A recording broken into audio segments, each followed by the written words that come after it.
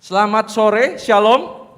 Ya, puji Tuhan di tengah hujan yang cukup besar tadi, ini tadi petir juga ya, cukup menggelegar, tapi saya lihat wajah-wajah yang penuh sukacita, semangat mencari Tuhan, bisa beribadah bersama-sama di tempat ini. Dan kita juga patut bersyukur tadi sebelum ibadah ini dimulai, tadi pukul 3:30 kita mulai untuk ibadah baptisan.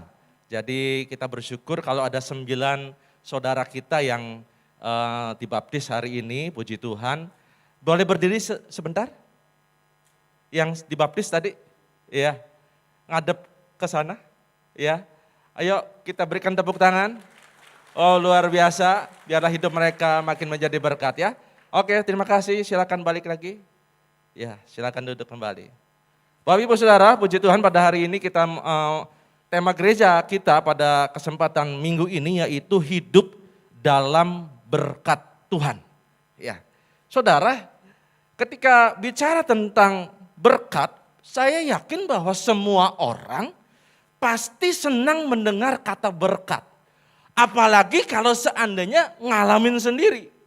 Nah, buat sebagian orang yang namanya berkat itu selalu dihubungkan atau sama dengan kekayaan. Jadi berkat untuk sebagian orang itu bicara tentang aduh kalau saya dapat proyek, saya dapat cuan gede, itu nah berkat. Lalu berkat juga bicara tentang kedudukan. Seringkali orang mengatakan bahwa ketika dia punya kedudukan yang baik, naik pangkat, wah berkat Tuhan. Ya, dan itu memang patut disyukuri. Ya, mungkin mengadakan syukuran dengan komsel, mengundang hamba Tuhan, bersyukur bersama-sama. Atau juga berkat seringkali diidentikan dan diartikan seperti sebuah ketenaran. Orang yang terkenal, pokoknya berkat buat sebagian orang itu kadang-kadang selalu dihubungkan dengan hidup yang enak atau hidup yang berkecukupan. Tapi Bapak Ibu Saudara coba renungkan sebentar, bila berkatnya Tuhan itu alat ukurnya dinilai dari hal yang tadi saya sebutkan, bagaimana dengan orang-orang percaya yang ada di desa-desa? Banyak juga loh anak-anak Tuhan yang hidup di desa-desa dan banyak juga penduduk Indonesia contohnya yang masih tinggal di desa dan mereka anak-anak Tuhan dan sebagian besar mungkin hidupnya sederhana. Tampilannya sederhana, ya. Mungkin juga pekerjaannya kebanyakan petani karena negara kita kan negara agraris. Ya, yang sehari-hari ketemunya dengan apa? Dengan lumpur, ya, dengan kerbau, ya. Lah, ini contohnya. Ya, antara orang kota dengan orang desa. Ini saya pikir Bapak ini adalah Bapak yang paling nggak pusing kalau seandainya ada harga cabai naik. Karena buat dia udah cabai itu udah punya cabai juga udah seneng banget ya. Nah saudara-saudara, mereka juga orang-orang percaya anak-anak Tuhan di desa itu padahal sama-sama cinta Tuhan. Tapi tampilannya enggak seperti anak-anak Tuhan yang diberkati di kota-kota besar. Dan apakah orang-orang desa tidak termasuk menjadi bagian orang-orang yang hidup di dalam berkat Tuhan? Apakah berkat Tuhan itu lebih banyak dialami oleh orang-orang kota? Ya yang minimal misalnya ke gereja juga yang naik turun mobil lah. Walaupun ya enggak semuanya mobil sendiri, paling enggak ya naik Maxim lah gitu kan. Ya pokoknya lebih enak. Nah saudara sekalian bahwa kekristenan itu bukan hanya bicara tentang berkat yang bersifat jasmania, berkat yang nampak secara lahiriah. Umpama misalnya dulu gini. Dulu misalnya ketika saya belum percaya sama Tuhan, hidup saya pas-pasan misalnya. Lalu untuk tempat tinggal pun ngontrak, tetapi puji Tuhan ketika percaya sama Tuhan sungguh-sungguh diberkati akhirnya punya rumah sendiri. Dulu umpama kemana-mana naik motor, kehujanan, tapi sekarang sudah punya mobil, 2 lagi. Nah saya percaya bahwa itu adalah sesuatu yang sangat bisa dan sangat mungkin sekali terjadi apabila kita hidup sungguh-sungguh di dalam Tuhan. Tapi saya mau bilang bahwa jangan sampai kita berfokus kepada itu karena itu hanya bersifat tambahan. Karena itu hanya bersifat bonus, melengkapi saja. Karena kekristenan itu harusnya lebih fokus atau lebih mengejar kepada sesuatu yang paling esensi, yang paling penting, yang paling berharga. Apalagi misalnya dihubungkan, dikaitkan dengan hidup dalam berkat Tuhan. Seperti apa sih hidup dalam berkat Tuhan? Hidup dalam berkat Tuhan yang paling harus kita kejar adalah bagaimana kita mengalami Tuhan secara pribadi. Saya mau tanya, apakah ada nggak orang yang sudah tahunan jadi Kristen, tapi tidak mengalami Tuhan secara pribadi? Kira-kira. Ada nggak? Ada. Ada yang manggut-manggut. Ada. Mungkin kekristenannya hanya karena iman warisan dari papa mamanya. Dan kekristenan itu bukan cuma bicara tentang mengalami Tuhan secara pribadi, tapi bagaimana kita bisa berjalan bersama-sama dengan Dia di dalam segala keadaan. Mau senang, mau susah, kita rasa Tuhan itu ada. Ketika kita diberkati, kita merasakan Tuhan Engkau baik. Tapi ketika kita merasa dalam kelemahan, dalam kesulitan, saya merasa Tuhan pun dekat. Dan bukan cuma mengalami Tuhan secara pribadi, berjalan bersama Dia dalam segala keadaan. Tapi kita mengalami itu sampai akhir. Bukan cuma 1 musim, 2 musim. Sampai akhir, sampai habis kontrak kita di muka bumi ini. Dan ada berita baik Bapak Ibu Saudara. Bahwa berkat yang kita bisa dapatkan di dalam Kristus itu tidak berhenti ketika kita meninggal. Ketika kita titik habis kontrak kita di muka bumi ini. Karena apa? Karena berkat Tuhan yang jauh lebih besar itu sudah disediakan oleh Dia. Dan itu catat baik-baik, hanya kita bisa peroleh di dalam Yesus. Di dalam namanya, yaitu apa? Yaitu keselamatan kekal dan sukacita sejati selama-lamanya di dalam sorga. Amin. Bapak Ibu Saudara, Alkitab menjelaskan bahwa tujuan utama Yesus mati buat kita, Dia datang ke dunia, yaitu bukan cuma supaya saya dan saudara punya rumah mewah di sebuah perumahan. Tetapi supaya saya dan saudara punya rumah di sorga. Bapak Ibu Saudara, pernahkah saudara ingat dalam satu kisah dalam Lukas 16 ayat 19. Jadi ceritanya begini, ada 2 orang, yang satu orang kaya, yang satu orang miskin. Yang orang kaya tidak disebutkan namanya. Dan dijelaskan seperti ini, ada seorang kaya yang selalu berpakaian jubah ungu dan kain halus. Jubah ungu dan kain halus ini bicara tentang satu keadaan yang terhormat. Orang kaya saudara. Dan setiap hari ia bersukaria dalam kemewahan. Orang kalau dari kacamata dunia, ini orang paling diberkati. Udah mah terhormat kedudukannya dan ia bisa bersukaria dalam kemewahan setiap hari saudara.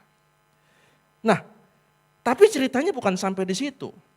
Karena pada satu ketika ini orang meninggal. Dan kebetulan ada 2 orang yang diceritakan dalam kisah ini yang meninggal juga, yang namanya Lazarus. Dan pada waktu mereka hidup, mereka saling kenal. Lazarus ini pada waktu hidupnya dia miskin, tapi dia baik.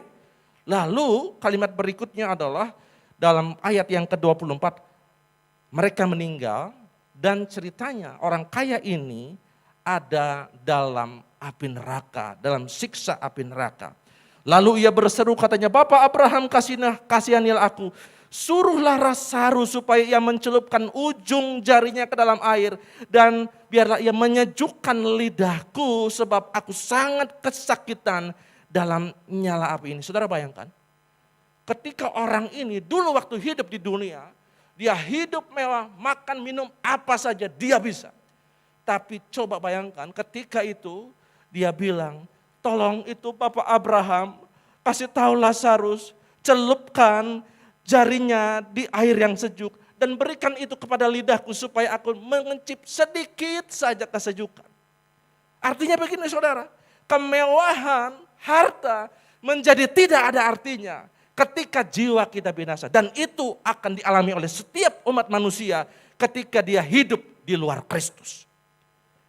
Jadi saudara, saya mau bilang begini, kalau mungkin saat ini saudara dalam menjalani kehidupan sebagai orang percaya, masih ada ganjelan. Umpama, saudara masih punya sakit, sudah didoakan, tapi masih belum sembuh juga.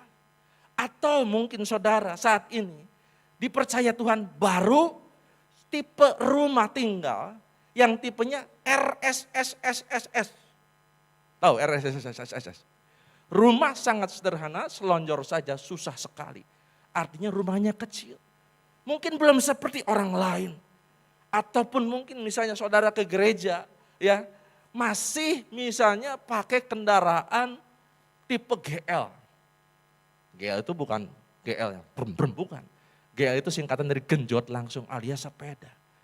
Saya mau bilang begini saudara, ketika saudara mengalami yang mungkin secara fisik kasat mata, berkat lahiriah belum dialami, jangan kecewa, sabar dan nikmati proses karena Tuhan sedang memproses iman saudara dan iman saya. Tetaplah cinta Tuhan, tetaplah melayani Tuhan. Karena selama di dalam hati kita ada Yesus, saya dan saudara patut bersuka cita. Kenapa? Pertama karena Yesuslah harta atau berkat yang sesungguhnya.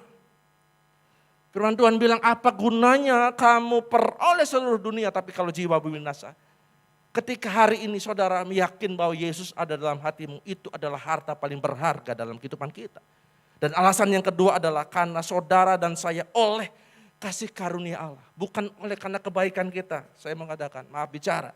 Bukan karena hebatnya kita, baiknya kita, tapi karena kasih karunia Allah, kita menjadi warga kerajaan Allah. Dan jangan lupa, kalau kita menjadi warga kerajaan Allah, maka nama kita tercatat di sorga. Nama kita terdaftar di sorga. Orang kalau misalnya anak SMA baru lulus, lalu dia mendaftar di universitas perguruan tinggi yang ternama, dambaan dia, begitu namanya tercatat di situ, senangnya minta ampun. Ini nama saudara tercatat di sorga, itu ditulis dalam Lukas 10 ayat 20. Namun demikian janganlah bersukacita karena roh-roh itu takluk kepadamu, tetapi bersukacitalah karena namamu tercatat di sorga. Amin. Siapa yang bersuka cita kalau kita tahu bahwa nama kita tercatat di sorga? Boleh coba lambaikan tangannya, berikan kemuliaan buat Tuhan. Itu karena karya Tuhan yang membuat nama kita tercatat di sorga, bukan karena kita baik, bukan. Nah sekarang dari sudut pandang Alkitab, apa sih dan bagaimana sih hidup dalam berkat Tuhan itu? Saudara dan saya yang pertama poinnya akan merasakan hidup dalam berkat Tuhan. Ketika, poin yang pertama adalah ketika saya dan saudara hidup menurut atau sejalan dengan firman Tuhan. Dalam Matius 5 ayat 1-12, kalau saudara nanti baca di rumah, itu menceritakan tentang perikop khotbah di bukit, tentang ucapan-ucapan bahagia. Jadi pada waktu Tuhan Yesus mulai mengajar, lalu dia, salah satu ajaran yang cukup terkenal adalah ketika dia khotbah di bukit, ada beberapa pengajaran dan yang cukup terkenal salah satunya adalah tentang ucapan bahagia. Jadi berbahagialah orang yang miskin di hadapan Allah, lalu dan seterusnya berbahagialah, berbahagialah, berbahagialah, berbahagialah. Tahukah saudara bahwa kata berbahagialah di sini dalam bahasa asli Alkitab, dalam bahasa terjemahan perjanjian baru yaitu bahasa Yunani menggunakan kata makarios. Makarios itu artinya adalah berbahagialah. Tetapi makarios sendiri punya pengertian yang lain yaitu diberkati atau beruntung. Jadi bukan cuma masalah berbahagia, tapi punya pengertian yang lebih dalam, yang lebih luas apabila digali bahwa pengertian makarios di sini, berbahagia di sini juga sama dengan diberkati dan sama dengan beruntung. Dan dalam pengajaran pada waktu itu, Yesus menyampaikan tentang rahasia kebahagiaan. Rahasia diberkati, rahasia supaya hidup beruntung, tapi menurut standarnya kerajaan sorga, bukan menurut standar dunia. Contoh, ketika misalnya kita lihat ayat 4. Berbahagialah orang yang berduka cita karena mereka akan dihibur. Kalau orang pola pikir dunia, gimana ceritanya? Orang berduka cita disebut berbahagia. Tetapi ketika Yesus mengajarkan ini, apa yang Yesus ajarkan itu di atas standar pemikiran dunia. Karena buat Yesus, buat orang-orang yang hidup di dalam Dia, ketika dalam duka cita pun, dia tetap bisa berbahagia. Karena apa? Dalam setiap diri orang-orang percaya ada roh penghibur. Di mana duka cita boleh ada, tetapi selama ada roh penghibur, duka citaku bisa berubah menjadi sukacita. Lalu ayat yang kelima, berbahagialah orang yang lemah lembut karena mereka akan memiliki bumi. Mungkin kalau orang berpikir secara pola pikir dunia, gimana ceritanya orang mau memiliki bumi, mau menguasai sesuatu, kok dengan cara lemah lembut? Bukankah untuk menguasai sesuatu kayaknya kan perlu power, perlu kekuasaan. Kalau perlu pakai cara kekerasan sedikit lah, supaya kita bisa menguasai sesuatu. Dan juga dalam kesempatan lain pun Yesus mengajar bahwa terlebih berkat memberi daripada menerima. Kalau orang berpikir pakai kalkulator dunia, maka dipikir, kok aneh pengajarannya. Dia lebih berkat memberi. Bukankah memberi itu bicara tentang kita sedang sedang mengeluarkan sesuatu. Kita sedang ada sesuatu yang berkurang dari hidup kita. Tetapi kok kenapa Yesus bilang bahwa berbahagia, lebih berbahagia daripada lebih baik memberi daripada menerima. Artinya begini, artinya standar Alkitab mengenai diberkati itu, mengenai kebahagiaan itu yang sesungguhnya, bukan apa kata penilaian dunia. Karena penilaian dunia selalu ujung-ujungnya diukurnya adalah dilihatnya keberkatan yang memuaskan daging kita, yang memuaskan nafsunya kita sebagai manusia. Nah, saudara, hidup dalam berkat itu bisa dialami orang percaya yang standarnya bukan seandainya. Karena standarnya dunia itu berkat, bahagia, beruntung, happy itu adalah ketika seandainya doaku sudah dijawab. Seandainya penyakitku sudah sembuh. Seandainya aku tidak pernah rugi. Seandainya aku tidak pernah dikecewakan. Tapi saudara, Yesus mengajarkan kita dan mengingatkan kita hari ini lagi. Bahwa standar kebahagiaan, standar berkat Tuhan itu bukan seandainya. Tetapi sekalipun. Walaupun. Satu ayat yang terkenal, Mazmur 23, ayat yang keempat berkata, sekalipun aku berjalan dalam lembah kekelaman, aku tidak takut bahaya, sebab Engkau besertaku. Saudara, kalimat sebab Engkau besertaku, ketika saya merenungkan ayat ini powerful banget, saudara. Kita semua pasti pernah mengalami yang namanya lembah kekelaman, yang namanya kesulitan, yang namanya saya percaya tidak ada sebetulnya orang yang mau masuk ke lembah itu. Tetapi jangan lupa orang percaya pun, yang ini ditulis oleh seorang yang sekelas Daud, yang orang dekat sama Tuhan, dia pun mengalami. Dan kita tahu kalau kita baca kisah Daud, dia banyak mengalami lembah-lembah kekelaman. Tapi Daud bilang, aku gak takut. Alasannya ini, sebab Engkau besertaku. Sebab kita disertai oleh Tuhan, sebab kita ditemani, sebab kita ditolong, sebab kita dikuatkan oleh Tuhan di saat sulit. Itu pun adalah berkat Tuhan. Kenapa? Walaupun masa sulitnya tetap harus dilewati. Mungkin masa sulitnya tidak kita berdoa lalu tiba-tiba langsung hilang. Masa sulitnya harus tetap dihadapi. Dan kita tetap harus berjalan dalam lembah itu. Tetapi apa? Ada berkat yaitu apa? Disertai oleh Tuhan. Di mana kadang-kadang yang namanya orang ketika masa sulit, ada kemungkinan orang itu biasanya mulai menjauh, pura-pura gak kenal, saudara. Itulah manusia. Tetapi bedanya kita punya Tuhan yang selalu setia. Mau di saat kita senang, dapat cuan, dapat kangtau, dapat proyek baru, tapi di saat sulit pun Dia ada. Ada kalanya ketika mungkin kita sudah setia, Kita sudah hidup jujur, sejalan dengan firman Tuhan, lakukan firman. Tapi saudara jangan lupa bahwa kadangkala Tuhan izinkan kita mengalami yang namanya satu pergumulan, satu kesesakan saudara. Dan pada waktu kesesakan kadang-kadang kita tergoda untuk kita mencoba membandingkan kehidupan kita dengan kehidupan orang dunia. Dengan kehidupan orang lain. Ketika dilihat-lihat, kok kayaknya orang itu kok enak banget hidupnya ya. Kok kayaknya orang itu kok lebih makmur dari saya. Padahal misalnya hidupnya gak karuan. Padahal dia nipu sana, nipu sini. Hidup dari hasil korupsi.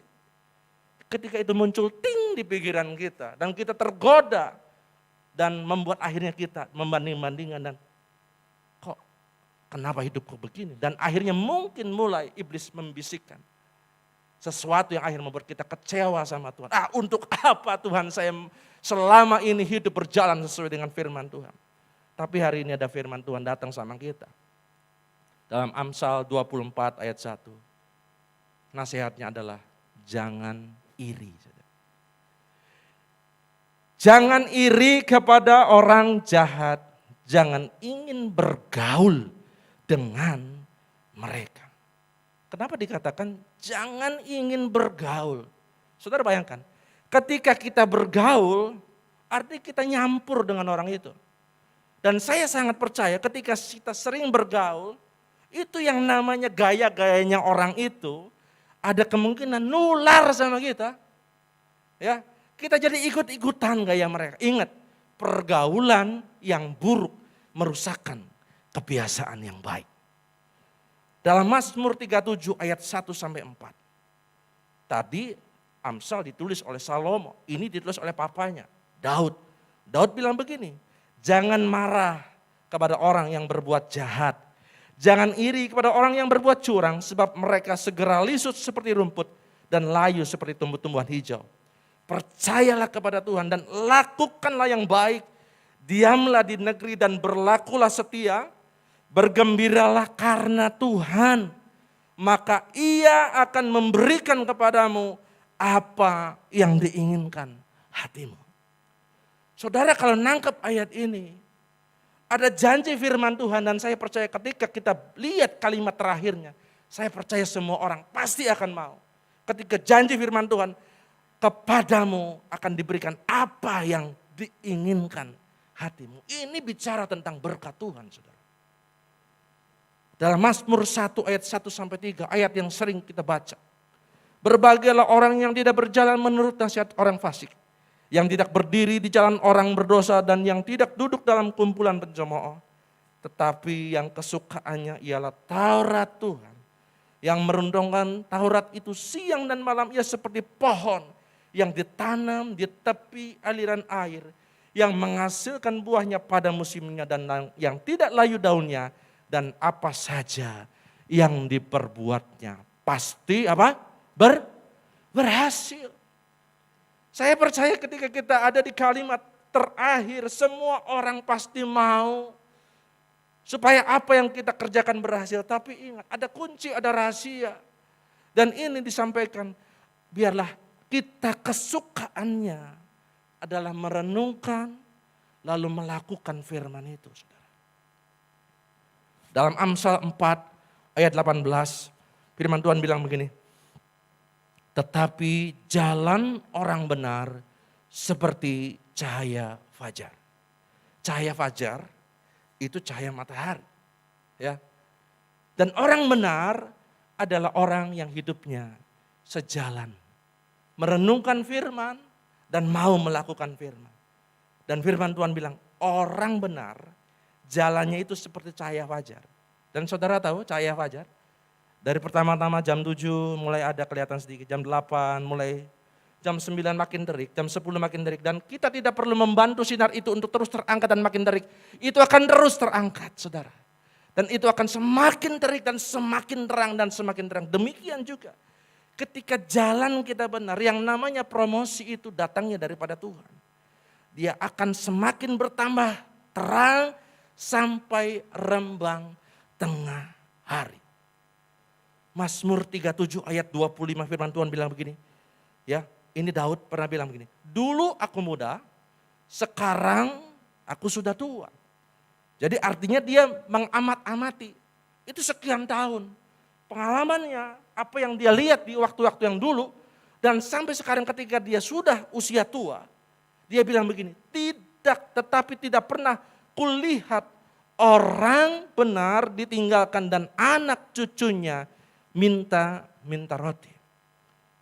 Sekali lagi saya bilang bahwa orang benar di sini adalah orang yang hidupnya sejalan dengan firman Tuhan, setia melakukan dan mau taat. Dan orang benar lewat ayat Mazmur 37:25 ini, dia akan mengalami yang namanya berkat rohani dan juga berkat jasmani. Berkat rohaninya apa? Kalimat adalah dia tidak ditinggalkan. Saudara pasti sedih kalau ditinggalkan. Apalagi ditinggalkan oleh orang yang kita kasihi. Apalagi ditinggalkan oleh orang yang kita harap dia ada di samping kita di saat kita perlu. Tapi dia ninggalin kita. Tapi firman Tuhan hari ini bilang, kalau kita hidup benar, orang bisa ninggalin kita. Tapi jangan lupa, ada Tuhan Yesus yang selalu ada menyertai kita. Dia tidak pernah meninggalkan kita. Dan juga jangan lupa, bukan cuma itu. Ada jaminan yang lain, yaitu berkat jasmaninya. Roti bicara tentang kebutuhan jasmani. Jadi kalau kita mau mengalami hidup dalam berkat Tuhan, poin pertama adalah mari kita hidup sejalan dengan firman Tuhan. Enggak usah dikejar-kejar, Tuhan yang janji, Tuhan yang jamin. Kamu tracknya benar, kamu pasti diberkati Tuhan. Poin yang kedua adalah hidup dikasihi Allah dan sesama. Saudara dalam kitab Lukas 2 ayat 52, firman Tuhan bilang begini. Dan Yesus makin bertambah besar dan bertambah hikmatnya dan besarnya. Dan makin dikasihi oleh Allah dan manusia. Saudara kita patut bersyukur karena kita mengenal Tuhan yang bukan nan jauh di sana. Yang abstrak, yang kita enggak pahami, enggak kenal. Ya. Tetapi kita punya Tuhan yang dekat. Karena apa? Dia yang datang sama kita. Dia datang menjadi sama seperti kita, jadi manusia di dalam diri Yesus. Karena Yesus adalah Allah, firman yang turun menjadi manusia. Dan Yesus ini menjadi role model. Dan ini bisa menjadi sebuah contoh nyata ketika apa? Ketika Yesus bukan cuma misalnya ibaratnya kalau Tuhan misalnya main perintah, nggak boleh begini, nggak boleh begitu, nggak boleh begini, nggak boleh begitu. Tetapi dia pun turun jadi manusia sama seperti kita dan dia biasa merasakan apa yang kita rasakan. Dan dia pada waktu datang ke dunia memberi contoh, memberi teladan. Dan contoh teladannya adalah ketika dia makin besar, makin dewasa, dia makin dikasihi oleh Allah dan sesama. Yesus dikasihi oleh Bapa, kenapa? Karena Yesus pada waktu dia datang sebagai manusia, itu hidupnya itu sejalan dengan Bapa. Sejalan dengan keinginan Bapa.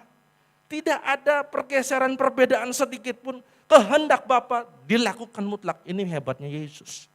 Dalam Yohanes 4 ayat 34 firman Tuhan bilang begini. Ini Yesus yang bilang, makananku, kesukaanku adalah melakukan kehendak Dia yang mengutus aku. Pada waktu Yesus dibaptis, dalam Matius 3 ayat yang ke-17, diceritakan di situ pada waktu Yesus dibaptis, lalu langit terbuka. Lalu turunlah Roh Kudus dalam rupa seperti burung merpati, lalu akhirnya dari sorga, dari langit terdengar suara, inilah anak yang kukasihi, kepadanya aku berkenan.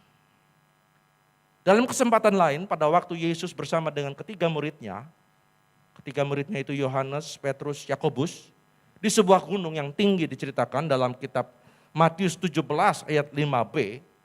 Pada waktu itu Tuhan juga bicara dan terdengarlah suara dari langit. Dan suaranya adalah sama seperti tadi. Inilah anak yang kukasihi, kepadanya lah aku berkenan, dengarkanlah dia. Saudara, selain dikasihi Bapa, Yesus juga dikasihi oleh sesama. Kenapa? Karena hidupnya Yesus itu jadi berkat.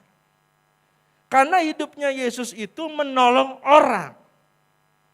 Karena hidupnya Yesus itu menjadi jawaban, saudara.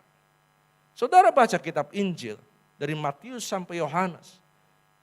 Dimanapun ada Yesus, orang yang putus asa. Mungkin selama ini mungkin dia nggak pernah ketawa. Tapi ketika ketemu Yesus, dia bisa tersenyum. Dan segala bebannya terlepas, saudara. Yesus hadir menjadi jawaban dimanapun dia berada. Nah pertanyaannya adalah ketika refleksi kepada kita, berapa lama kita jadi orang Kristen? Apakah hidup kita ini jadi jawaban atau malah jadi beban? Atau mungkin malah hidup kita ini jadi bahan pertanyaan, jadi tanda tanya. Ada suami ada istri yang mungkin bertanya-tanya, Pak kapan kamu bertobat? Pulang malam terus sambil mabok misalnya. Ada orang tua yang bertanya-tanya, nak kapan kamu atuh neangan gawe atuh di imah wae. Ada banyak hal di mana ya jadi Kristen. Tetapi hidupnya bukan jadi jawaban, tapi malah jadi beban, saudara. Saudara, selain Yesus ada contoh lain yang namanya Samuel. Dalam 1 Samuel 2 ayat 26, firman Tuhan bilang begini. Tetapi Samuel yang muda itu semakin besar, makin lama, makin dewasa dia, dan semakin disukai, baik di hadapan Tuhan maupun di hadapan manusia. Jadi artinya ketika kita membaca dalam 1 Samuel itu, artinya setiap orang bisa mengalami yang namanya dikasihi Allah dan dikasihi sesama, bukan cuma Tuhan Yesus. Samuel manusia biasa juga bisa hidup dikasihi Allah, dikasihi sesama. Karena Alkitab pun mencatat demikian. Makin lama, semakin besar, makin lama, makin mendapatkan hatinya Tuhan. Dan mendapatkan perkenanan dan menjadi berkat bagi sesama. Jangan sampai kita makin lama hidup makin nyebelin. Ya, tapi bila hidup kita makin lama makin jadi berkat. Nah dikasih Allah dan dikasih sesama adalah sesuatu yang mahal, saudara. Sesuatu yang berharga dan kita sangat beruntung sekali bila kita mengalami yang namanya dikasih Allah dan kasih sesama. Coba saudara bayangkan dan pikir bahwa untuk apa kita kerja keras? Akibatnya biasanya kalau kerja keras ya kemungkinan ya uang jadi banyak lah. Ya betul. Uang kita banyak saudara. Tetapi apa gunanya ketika kita sudah punya uang banyak tapi ternyata kita tidak dicintai oleh keluarga kita. Karena apa? Karena antar anggota keluarga hatinya jauh. Karena antar anggota keluarga tidak hangat. Ada saudara-saudara yang enggak akur. Adik kakak saling curiga. Karena saking sibuknya jarang ketemu. Dan akhirnya urusan masing-masing. Ada enggak orang yang seperti ini? Secara ekonomi, secara karir bagus. Tetapi dengan keluarga enggak harmonis, enggak akur. Kira-kira ada enggak saudara-saudara? Ada enggak saudara? Ada saudara. Nah, jangan sampai kalau kita pikir bahwa kalau sudah banyak uang itu pasti bahagia. Jawabannya 50-50. Bisa ya, bisa tidak. Yang banyak uang bahagia ada enggak? Ada. Banyak juga. Tapi yang punya banyak uang tidak bahagia, ribut mulu, malah bunuh diri, ada enggak? Ada juga. Jadi artinya punya banyak uang itu belum tentu menjamin kebahagiaan. Saudara pernah dengar pastilah. Mungkin yang belum dengar ya sekarang dengar. Yang cerita tentang ada seorang anak yang karena saking sibuknya itu papanya kerja banting tulang cari uangnya banyak. Tapi keluarganya jadi enggak terperhatikan. Dikirimin uang tapi secara ketemu quality time bersama dengan keluarga itu sangat-sangat minim. Sampai-sampai ya dia lebih dekat ya mungkin sama mbaknya atau apalah gitu lah. Sampai-sampai akhirnya satu saat tanya, Pak, gajinya berapa? Oh Pak, gajinya besar. Sehari sekian, oh berarti kalau sejam, oh sejam sekian. Akhirnya singkat cerita anak ini nabung sedikit. Akhirnya setelah punya uang, dia hubungi papanya, Papa saya udah punya uang sekian. Dan ini uang ini yang sekian ini kan uang yang Papa dapatkan 1 jam untuk kerja. Boleh nggak Pak? Saya pengen ketemu Papa, ini saya bayar supaya saya bisa punya waktu dengan Papa. Supaya saya itu pengen seperti teman-teman yang lain Pak. Punya Papa dan benar-benar ada Papanya. Sampai akhirnya Papa ini menangis. Akhirnya dia sadar bahwa selama ini kasihnya itu tidak berimbang. Dia cari uang. Tapi ternyata sesuatu ada yang hilang di rumah itu. Yaitu kehangatan dari seorang ayah. Saudara, ketika kita hidup dikelilingi oleh orang-orang yang kita kasihi dan mengasihi kita, keluarga kita, sahabat-sahabat kita, oh ini hidup begitu indah saudara. Ya, itu juga harta, itu juga berkat saudara. Walaupun mungkin saldo kita nggak banyak-banyak amat, tetapi ketika kita hangat dalam keluarga, kita punya sahabat-sahabat yang selalu ada mendampingi kita, menemani kita, itu sesuatu yang luar biasa, itu pun berkat Tuhan. Saudara tahu lagu ini? Harta yang paling berharga adalah keluarga. Istana yang paling indah adalah apa? Keluarga. Ini ceritanya sekian tahun yang lampau kan ada sinetron Keluarga Cemara, ya. Keluarga Cemara ini cerita tentang keluarga yang sederhana tapi mereka hidup bahagia. Saya percaya bahwa ketika kita dikelilingi oleh orang-orang yang mengasihi kita dan kita bisa mengasihi mereka dalam sebuah keluarga ini, walaupun sederhana, tapi bahagia saudara. Saya jadi ingat semboyannya Om Julius. Ada yang tahu nggak semboyannya Om Julius? Sederhana itu apa? Indah. Limpah itu apalagi. Ya, memang Om Julius bilang sederhana itu indah, limpah itu anugerah. Tapi sama saya dipikir-pikir sederhana indah, limpah itu apalagi, sederhana aja udah indah apalagi limpah. Lebih indah lagi saudara. Ya, tapi intinya begini bahwa kesederhanaan pun kita bisa merasakan kebahagiaan. Selama kita dikelilingi oleh orang-orang yang mengasihi kita. Apalagi gini, kita dikelilingi oleh orang yang mengasihi kita aja udah luar biasa. Apalagi kita dikasihi oleh Tuhan. Dan ada kabar baiknya begini, saya dan saudara adalah orang-orang yang dikasihi oleh Tuhan. Dan oleh sebab itu, saya dan saudara adalah termasuk orang-orang yang hidup dalam berkat Tuhan. Haleluya. Poin yang ketiga, yang terakhir. Bagaimana hidup dalam berkat Tuhan? Saudara, di Timur Tengah sana ada 3 daerah berair. Yang ketiga poinnya adalah hiduplah menjadi berkat.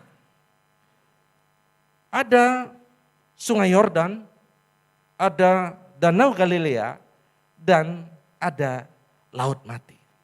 Di Timur Tengah ketika tempat ini cukup terkenal saudara. Namun ada satu penampakan yang berbeda khususnya ketika kita melihat Danau Galilea, ini gambarnya bagus-bagus ya. Danau Galilea dengan Laut Mati.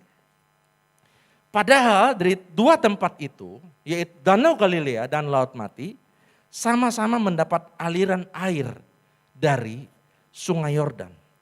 Tetapi yang membedakan adalah ketika di Danau Galilea, itu yang namanya kehidupan ikan, itu begitu subur di sana. Ikan banyak di sana, tumbuhan pun di sekitarnya itu cukup tumbuh dengan baik, subur, tumbuh dengan tanaman-tanaman. Tetapi sebaliknya di Laut Mati itu gambarannya adalah seperti namanya saudara, tentang kematian. Kenapa sih ini ikan-ikan nggak mau hidup dan nggak bisa hidup di Laut Mati? Kalau saya baca-baca, ternyata saudara, kadar garam dari Laut Mati sendiri itu, ternyata asinnya itu kurang lebih 9 kali lebih asin daripada air laut biasa. Saudara mungkin pernah main ke laut ya, minimal Pangandaran lah. Pernah nyicipin air laut, itu asin saudara, benar asli. Ya, asin. Dan itu laut mati itu kadar garamnya adalah 9 kali lebih asin daripada laut biasanya. Saya pikir-pikir, pantesan wae. Ini ikan nggak mau hidup di sana. Karena apa? Asinnya minta ampun, saudara. Dan kalaupun itu ikan-ikan bisa hidup di sana, entah itu ikan kakap, ikan apa lagi? Ikan cakalang, ikan kembung, ikan bawal atau apapun juga. Kalau ini mah ya berandai-andai, kalau sampai hidup pun, saya pikir-pikir ketika itu diambil dan dinikmati, itu kayaknya nggak bisa dibikin asam manis atau semuanya jenisnya sama. Semuanya namanya ikan asin, saudara. Kenapa? Ya itu nggak kira-kira itu 9 kali lebih asin daripada air laut biasa. Ampun.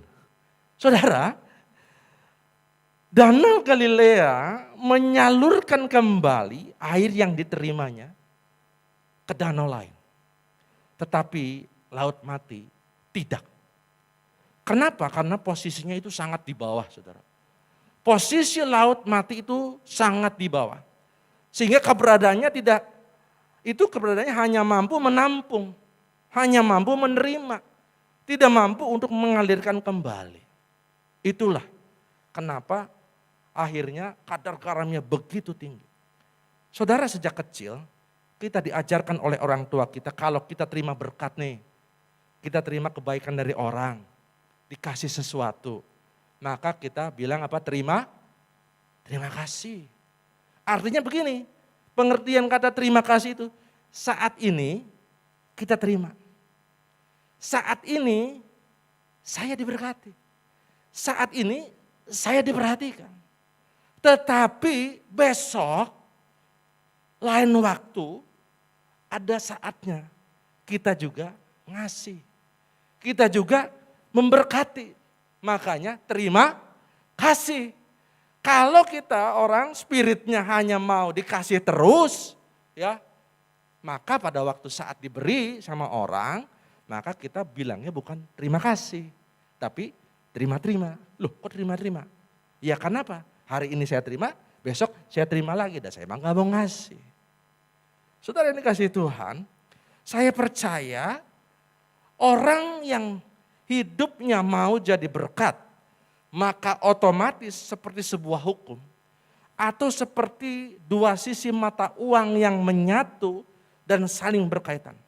Bahwa orang yang hidup menjadi berkat pasti hidup dalam berkat Tuhan. Dan sebaliknya, orang yang hidup dalam berkat Tuhan pasti hidupnya dapat menjadi berkat bagi sesamanya. Dalam kisah para rasul pasal 9 ayat 36, 37 dan seterusnya diceritakan begini. Saudara pasti pernah dengar kisahnya. Ada seorang yang namanya Dorcas. Dorcas ini terkenal sangat baik. Dia mengasihi Tuhan dan salah satu bentuk mengasihi Tuhannya adalah dia juga mengasihi sesamanya, saudara. Dia mengasihi sesama dan dia hidupnya menjadi berkat. Tapi satu saat orang ini meninggal. Dan banyak orang kehilangan, banyak orang sedih. Dan pada waktu itu orang-orang dengar ada Petrus ada di sana. Lalu akhirnya orang-orang datang sama Petrus sambil membawa baju-baju ataupun pemberian dari Dorcas. Dorcas begitu berkesan buat mereka sekali. Dan lalu kemudian singkat cerita Petrus mendoakan. Dan ketika Petrus mendoakan, Dorcas hidup lagi, saudara. Saya mau bilang begini, bukan berarti orang benar, orang baik itu nggak akan pernah mati. Nggak bisa mati, enggak. Mungkin fisiknya itu bisa mati. Tapi dampaknya dari kehidupan yang menjadi berkat, itu yang berumur panjang.